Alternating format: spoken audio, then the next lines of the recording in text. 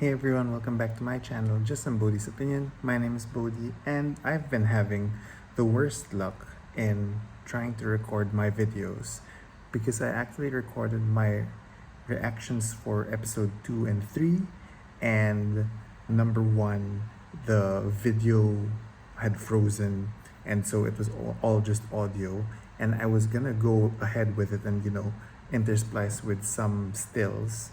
But then when I got to the end of editing that video, I realized that it didn't even capture the entire video, so it was cut. So I'm going to re-record the whole thing, and maybe I'll have more thoughts and reactions towards it.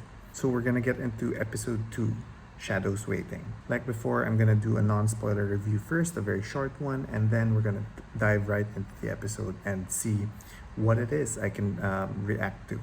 So let's start with the non-spoiler review. I think Shadows Waiting was an improvement on Leave Taking. Episode 2 definitely continued on with the world building and character building, but the story was more contained, and it didn't feel as rushed as the first episode, because the story was concentrated on their escape from the two rivers. It was very contained, and I thought the episode did a good job regarding what it tried to do, which was move our characters from one place to the other and take refuge in a shadowed city. And that's the end of my non-spoiler review. So let's get into spoiler territory. So if you haven't seen episode 1 and 2, number 1, why are you even here? But if you just like listening to the sound of my voice, sure, why not? I welcome all of you. If you haven't seen it, please, tread carefully, because it's going to be all spoilers from now. And I will be speaking maybe book spoilers within Eye of the World.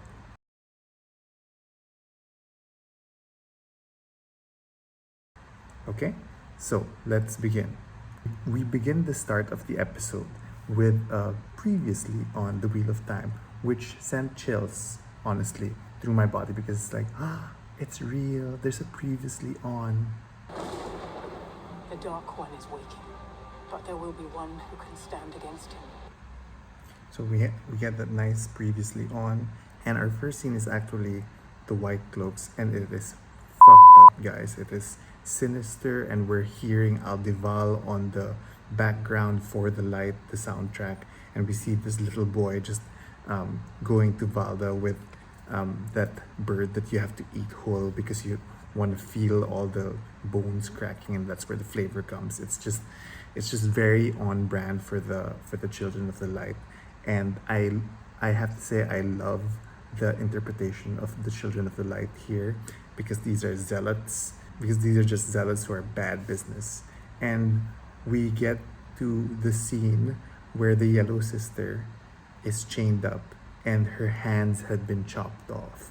And I believe this is why the Yellow Sister can't channel her way out, because from the previous episode we can see that Moraine does a lot of hand gestures, and I feel that for Aes Sedai, without the hands they can't channel. That's my feeling anyway. Some slight spoilers to maybe Lord of Chaos or Crown of Swords, but from the books we learned that Aes Sedai do certain gestures, and they learn their weaves by doing those gestures. So I'm guessing that without the gestures they can't do it, and which is why it's interesting to see in the Logain teaser trailers, he doesn't do any gestures. He's just standing there, and he does the weaves without moving them, so you can see that he's self-taught or something. Anyway, so that's a really creepy way to start the episode and just give us a taste of, hey, this isn't a children's story you're in. This isn't Narnia, guys. And then we begin with this beautiful starting opening sequence of the pattern, and I'm just in awe at it, because my simple imagination had never thought about the pattern in this way. All I thought was like a thread, but this is literally a tapestry a weave, the weaves that make the universe, the weaves that make the wheel of time, the wheel of time. And it is just so beautiful, right? And we can see that it is, look at this, it's so beautiful. So we see that the weaves are weaving what looked to be Aes Sedai of 7 Ajas. Not sure about the significance with the Wheel of Time, but you can see that there are 7 Ajas over here. I love the like almost religious feel of it. Like if anyone knows about like the Catholic saints or maybe Catholic Madonnas, so different styles of this women of power, and it is just so pretty. Not sure how this relates to the Wheel of Time specifically, but maybe they're gonna be changing, and I guess maybe they're gonna be changing the tapestry every episode. Who knows? But it is looking really good, and it is looking very unique to the Wheel of Time. But to a non-reader, I don't think they would connect the whole Wheel of Time tapestry threads of the pattern. And hopefully the world building would help in that. So our first scene after the opening sequence is them arriving in Ferry and waking up Master Hightower so that they could cross the river. And this is such a creepy shot of all the Trollocs who were, who couldn't cross, but they were all crowding around there. And that was just plain fucked up creepy. And then we see Dan the Myrddraal, looking very frustrated. So we get to my first scrap, which is Moraine sinks the ferry, which is as per the book. But here, we'll find out that, Hightower tries to jump and save his boat. And then she, with full knowledge, continues to make it sink. And I know she rationalizes that later in saying that if she allowed that to happen, then the Dark One would capture them and then the end of all creation. And I guess it cements to the audience that, Moraine really means business. While I am understanding the need to show this part of Moraine, that she means business, I don't think I like the additional detail that Hightower's family was left behind at the other side of the river to fend for themselves. And they were like, nope, okay, let them all die. Like, we didn't need to know that. We could have just thought about Hightower trying to save his boat. We didn't need to know that his wife and son were at the other side. And they were like, yeah, let them all die. And then we see a lot of gorgeous shots of them traveling the world. And this show really has a lot of like really nice shots and cinematography. And then we see Moraine, healing the horses and giving strength to them. And we can see that she's starting to weaken even more. I would just have to say yet again that I think Mat is the heart of this series because he is lightening the mood. He is very sensitive to what people are feeling, and he's just trying to, keep things going. I love Mat. And then we get this really good piece of world building with Egwene and Moraine. So Moraine explains about the 3 oaths, and the audience gets to know, oh, okay, so Aes Sedai are bound by 3 oaths. And we get to see the rationalizations of Moraine as to why she killed the ferryman. I'm still, iffy about that, but at least it gives explanation to that. And finally, it also shows the Kisera and Moraine teaching Egwene about the One Power. I love that sequence in the books, and I loved it seeing it over here as well. So we see Egwene trying to get close to Rand, and then Rand is gonna wake up and basically reject Egwene because, he wanted to be alone, whatever. Rand's being a dick, an understandable dick. And then we get our first dream sequence where instead of rats with broken backs, we get bats with broken backs. I know that rhymes, but I really feel like bats have a bad reputation because I don't think bats are carrion eaters. I don't think, but someone will correct me. Um, but it was a very nice sequence where he vomits out the bat. I am not liking the CGI of Baal-Zamon with his fiery eyes. I felt that that was very roughly made.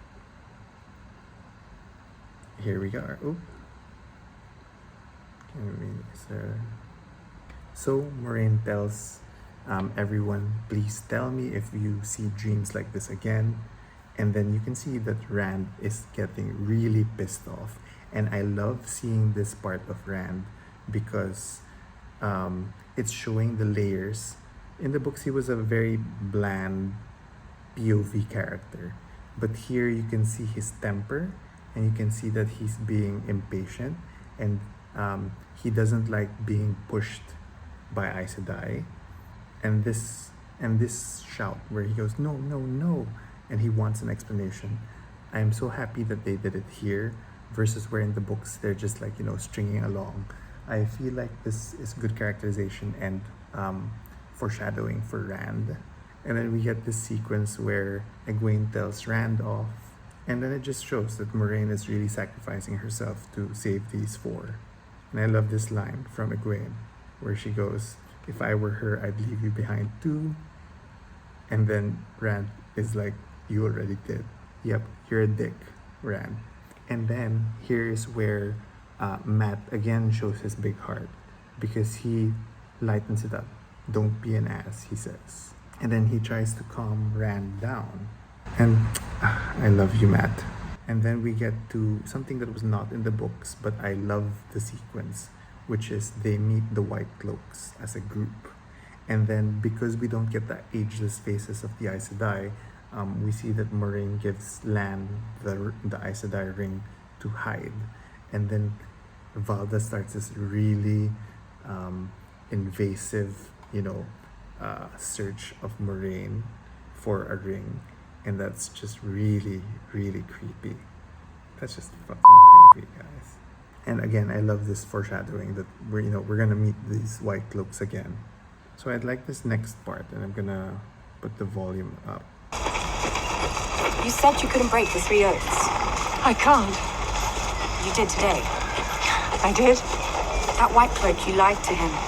You can heal that wound. We can only heal others. Not ourselves. It's why we usually travel together. And you have a sister in Whitebridge? All Aes Sedai are my sisters. We will always tell the truth. It just may not be the truth you think you hear. So listen carefully. That was a beautiful exchange.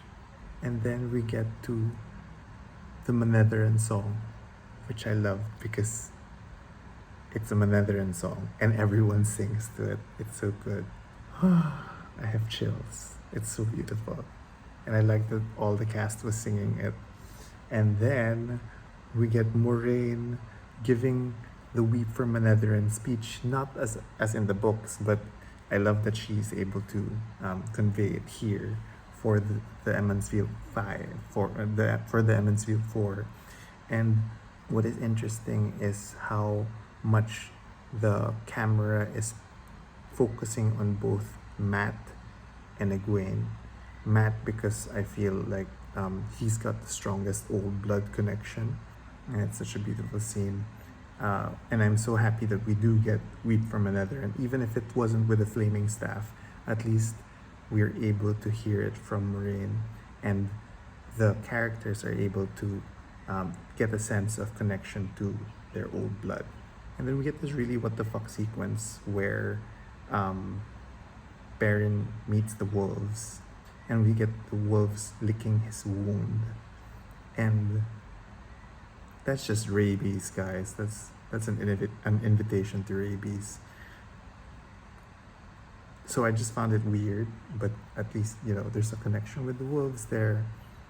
And we get the party chased all the way to Shadar Logoth, and the Trollocs won't follow, so they all go inside. What I like about the sequence versus the books is that we incapacitate Moraine right away, so we can't have her shooting weaves and making a mess of the Trollocs. So we're left with high stakes for the Emansfielders, and they're left to their own devices. So several things happen within Shatter Logoth. Number one, we get Lan telling the team what happened with Shatter Logoth, which was also a small departure from the book where he says that they built a wall that had no gate, and then there was nothing inside afterwards. And after he says this, Mat makes a quip of, well, that was the longest speech you've ever said. And I love Mat so much because he said that. He says the things that we're all thinking. And then, okay, what else happens in Shatter Logoth? So we get to see Rand and Egwene make up, seeing this beautiful shot of Shatter Logoth. And then Egwene comes up to Rand, and then no words are needed. She just holds his hand, or he just holds her hand. And I don't know, I teared up because I was like, yes, make up. I love the relationship of Rand and Egwene, and I'm so happy that they're making it come to life in front of us. And back to my Mat love. Mat, with his big sensitive heart, goes to Perrin and tells him about the knife that Layla had made for him, and then gives him the knife because he could sense that Perrin is in a bad place, and he cheers him up.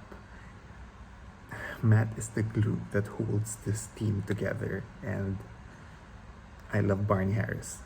And finally, we get to Mat getting the dagger. There's no more death or death, right? It's just him getting the dagger, which I'm okay with. And one thing that I have been reflecting on was the fact that because we've seen just how big Mat's heart was in the first 2 episodes, we're gonna see a dramatic change in him after getting the dagger.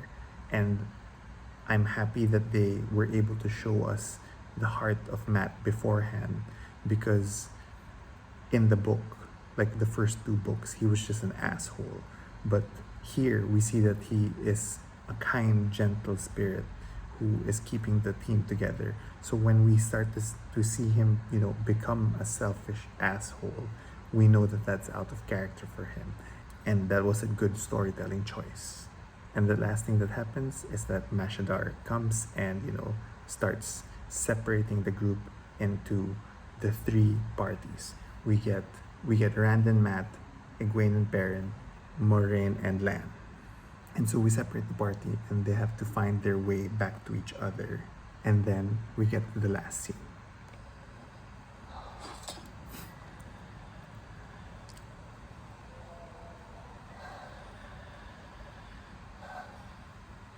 If you don't take me to them right now, I'll slit your throat.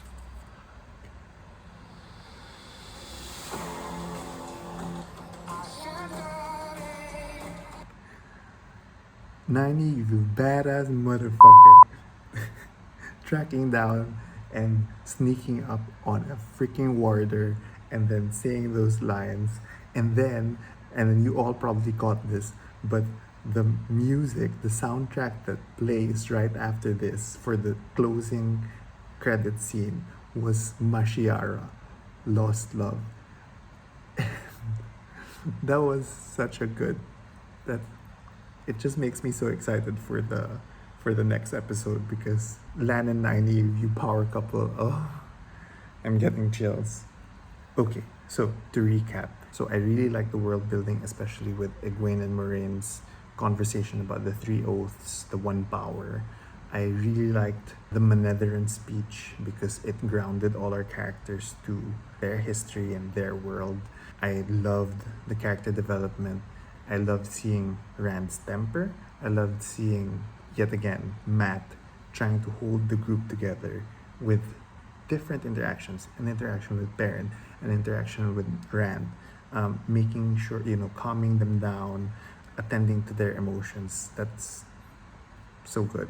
And finally, the ending was so good, and I am here for it. I need to see more Lan Nynaeve. And yeah, those are my feelings and reactions for episode 2. I think it was a solid episode. The plot had one objective, which was to move away from the 2 rivers and get to safety. And because of this simple structure, I thought that it was done fairly well. I would give it an 8 out of 10, and that ending just makes me want to watch more. I'm gonna watch anyway. So yeah, those are my thoughts. So what did you guys think? Comment down below. Let me know what you thought. Did you see what I saw? Did you see more? Like and subscribe. It really helps the channel. And if for some reason you got offended by whatever I'm saying, just remember, it's just somebody's opinion.